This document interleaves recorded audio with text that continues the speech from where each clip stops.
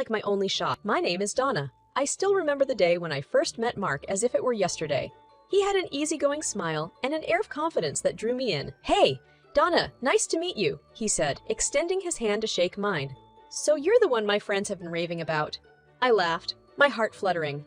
We dated for a year, got engaged, and before we knew it, we were walking down the aisle. Ah, our wedding. Imagine a sun-drenched afternoon turning into a serene evening, the sky blushing with hues of orange and pink as if shy before the night. The venue was a beautiful garden filled with the fragrance of blooming flowers and the soft melodies of a string quartet. Mark looked stunning in his tailored tuxedo, and I felt like a princess in my white gown. "I do," Mark said, his eyes filled with a love that I thought would last a lifetime. "And I do," I echoed as we were declared husband and wife. The crowd erupted in cheers, and as we kissed, it felt like we were the only two people in the world. Despite the joyous occasion, there was one set of eyes that seemed less than thrilled. Vivian, my soon-to-be mother-in-law. She forced a smile as she came up to us. "Congratulations, you two," she said, though her eyes lingered on me in a way that seemed almost predatory. "Thank you, Mom." "It's a big day for all of us," Mark replied, hugging her tightly. "Of course, a very big day," I responded, my eyes meeting Vivian's. Vivian's smile tightened. "Oh, I'm sure we will." It was a subtle moment, easy to overlook amidst the festivities. But it was the first sign of the tension that would grow between us. Mark, blissfully unaware, thought that Vivian and I would eventually become as close as any daughter-in-law and mother-in-law could be. Little did he know that while Vivian's facade was that of a dutiful mother, her demeanor towards me was anything but warm. Her cold eyes would scan my every move as if waiting for me to make a mistake. Her comments, though always cloaked in politeness, were sharp enough to prick. Yet I chose to ignore these red flags, thinking that perhaps it was just an adjustment phase. After all, Mark and I were deeply in love, and I didn't want to ruin our honeymoon phase with family drama. I believed that love could overcome all obstacles. In the grander scheme of things, the sour attitude of one person seemed insignificant. So, I played the doting wife, working hard in my career while also trying to keep a happy home. We bought a beautiful house, one that I imagined filling with children and love. Mark was still between jobs, but I was optimistic. Life felt like a romantic movie, and I was waiting for the credits to roll. If only I knew that some stories don't have happy endings, only lessons learned. Years passed, and the honeymoon phase started to fade, giving way to the more challenging terrain of marital life. I was steadily climbing the career ladder, becoming a senior associate at the law firm where I worked. Mark, on the other hand, couldn't seem to hold down a job for more than a few months at a time. His once vibrant eyes now often appeared vacant, as if the challenges had leached away his enthusiasm for life. "Dinner's ready," I announced one evening as I set the table. My eyes glanced towards Mark, who was seated on the couch, blankly staring at his laptop screen. "Just a minute," he replied, without even looking up. After about 15 minutes of waiting, I approached him again. Yeah, I'm coming," he said, finally snapping the laptop shut, but not before heaving a sigh of annoyance. As we began eating in silence, I mustered up the courage to broach the subject that had been on my mind.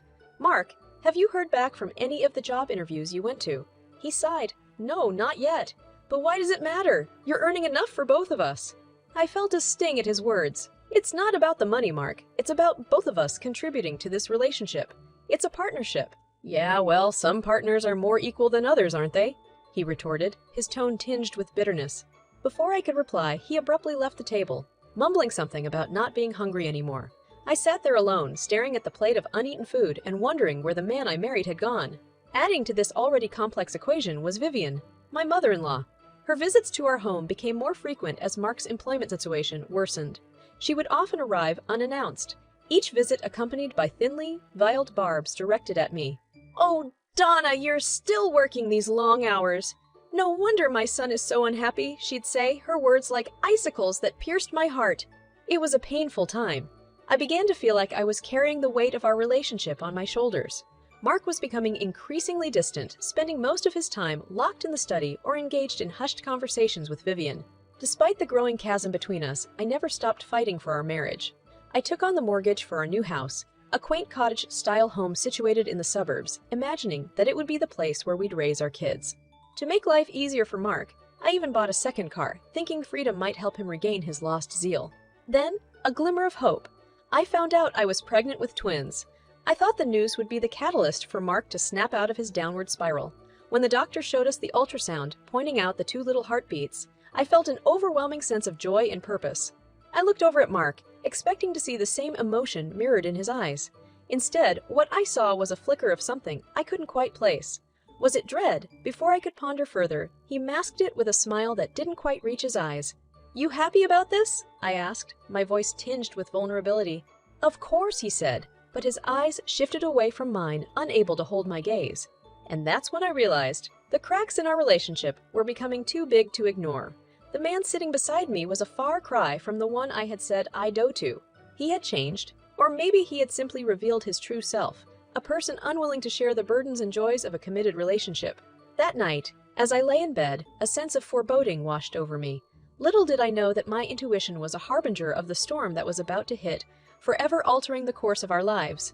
A couple of weeks had passed since the pregnancy news, and the atmosphere in our house was thick with tension. I was still trying to navigate my way through my demanding job while dealing with morning sickness. On top of that, the cold shoulder from both Mark and Vivian was becoming increasingly difficult to bear. One particular evening, I returned home to find Vivian sitting at our dining table, a smile on her face that didn't reach her eyes. The smell of freshly brewed coffee filled the air. "Ah, Donna, you're home. Mark and I were just having a little mother-son time," she said, making no effort to disguise the condescension in her voice. "Good to see you, Vivian," I replied, mustering as much cheerfulness as I could. "Is dinner ready?" "Oh, don't worry about it. Mark and I ate already. There's something in the microwave for you," she said, her tone making it clear that my well-being was her least concern. I sighed but said nothing, heading to the kitchen to warm up my dinner. Mark entered just as I was sitting down to eat. "Donna, can we talk outside for a second? There's something important," he said, avoiding eye contact. His words surprised me, but I welcomed the chance for open communication. "Sure," I replied, setting down my fork. We stepped outside into the brisk evening air, and as soon as I cleared the threshold, I heard the door lock behind me. I turned back in confusion to find Mark staring at me through the glass door, his expression unreadable. "Mark, what's going on? Why did you lock the door?" I called out, my heart beginning to race. No answer. He turned away, and I knew at that moment this was a betrayal, cold and calculated. They had planned this. It was as if years of tension had crystallized into this single, cruel moment. They wanted me out of the house, out of their lives. The realization hit me like a ton of bricks. How could they do this, especially now when I was pregnant and more vulnerable than ever? With panic setting in, I ran to check the other doors and windows. All locked. My cell phone was inside, along with my purse and car keys.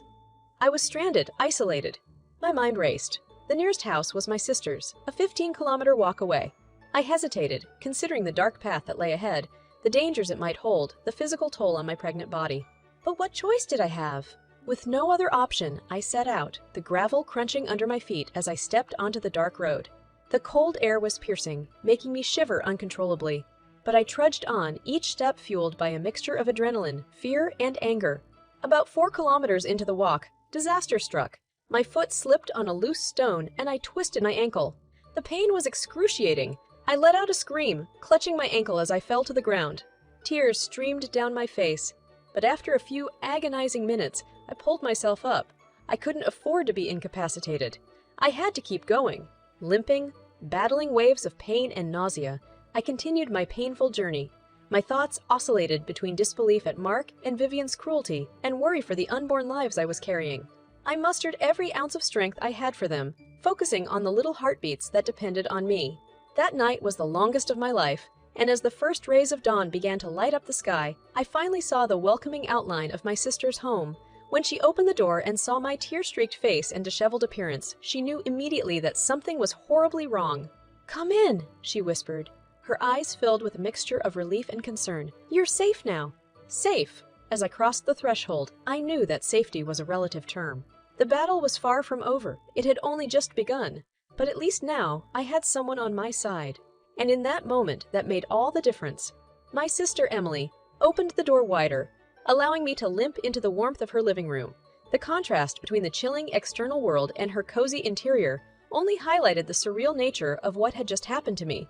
"Sit down. Let me get you some water," Emily said, hurrying to the kitchen. When she returned, her face was etched with worry.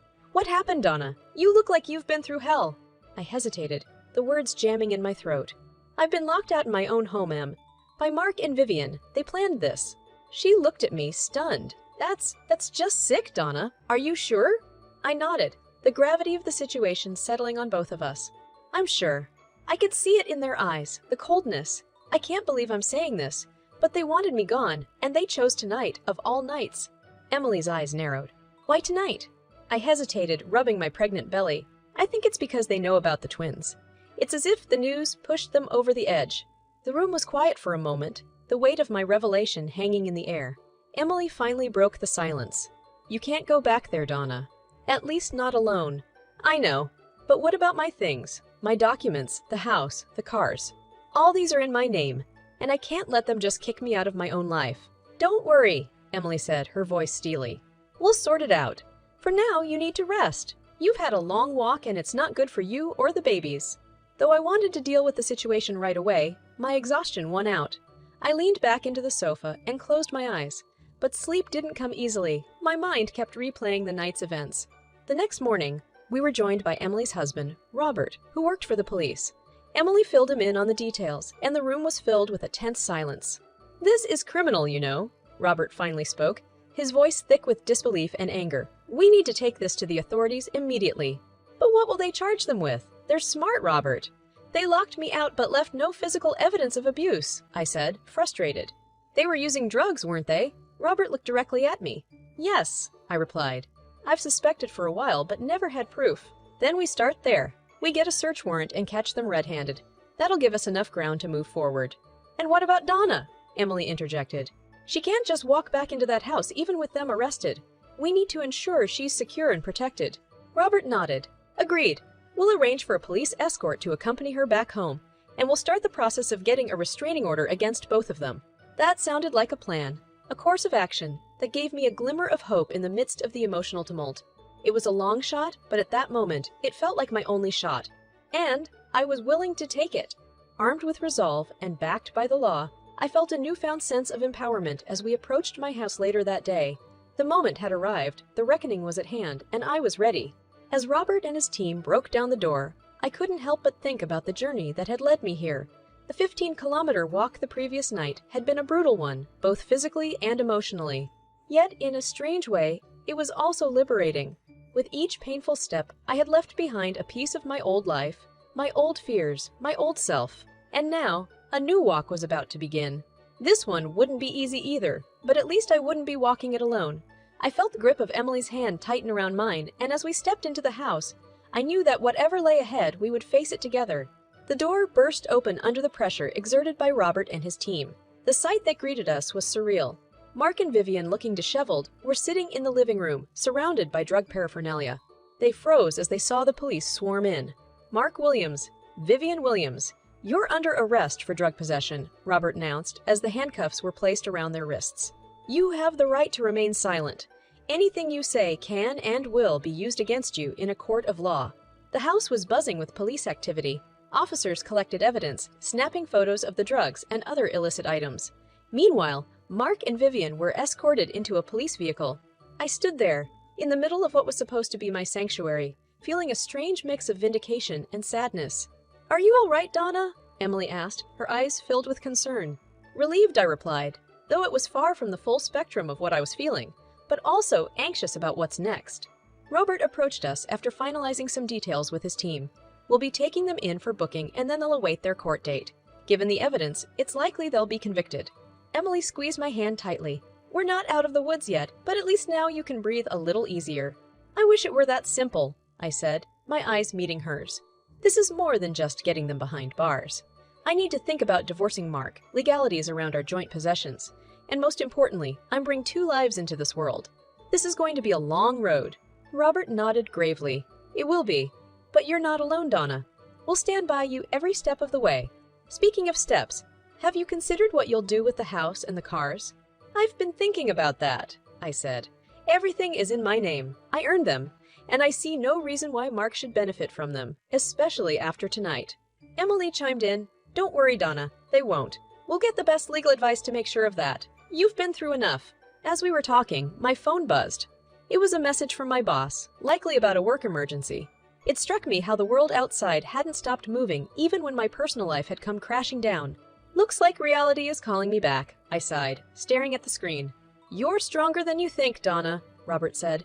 "The walk here, both literal and metaphorical, proves that. Now you need to keep walking, one step at a time, towards rebuilding your life." "And what about them?" I asked, pointing towards the police vehicle that held Mark and Vivian. "What happens now?" "They'll face the consequences of their actions," Robert assured me. "Law enforcement will handle them, the courts will handle them, and their own guilt, if they have any, will handle them. Your job now is to focus on yourself and your babies. You have a future to build and a past to put behind you." His words resonated deeply with me. I knew he was right. The night had been a breaking point, a line drawn in the sand. From here, the only way out was through the upcoming challenges, through the healing, and through the life-changing moments that awaited me as a soon-be mother. As I turned to lock up the house, taking one last look at the life I was leaving behind, I realized that this was far from the end. It was a new beginning, and with the support of those who truly loved me, I was ready to face whatever came next. Months passed in a blur of court hearings, lawyer meetings, and doctor appointments. My belly grew along with my resolve. Emily, Robert, and I were inseparable, forming a makeshift team navigating the labyrinthine legal process. By the time the final court date was set, I felt both apprehensive and hopeful. "Are you ready for this?" Emily asked me as we sat in the courtroom, waiting for proceedings to begin. "As ready as I'll ever be," I replied, adjusting my maternity dress. Finally, the judge entered, and everyone stood in a show of respect. "You may be seated," she announced. Mark and Vivian, dressed in prison jumpsuits, were led in by guards. Our eyes met for a moment, and the absence of emotion in theirs sent a shiver down my spine. The prosecution presented a strong case outlining the details of their drug activities and how they had endangered my life by locking me out of my own house. My lawyer then focused on the assets, arguing that since everything was in my name and Mark had been unemployed, there was no reason why he should get any part of it. "Mrs. Williams, do you have anything you want to say before the court makes its final decision?" the judge asked, her eyes meeting mine. I took a deep breath and stood up. "Your Honor, for years I tried to make my marriage work, ignoring red flags and dismissing my own doubts. I wanted to believe in the best of people, even when they showed me their worst. But that night, the night I was locked out, I realized that not everyone has good in them.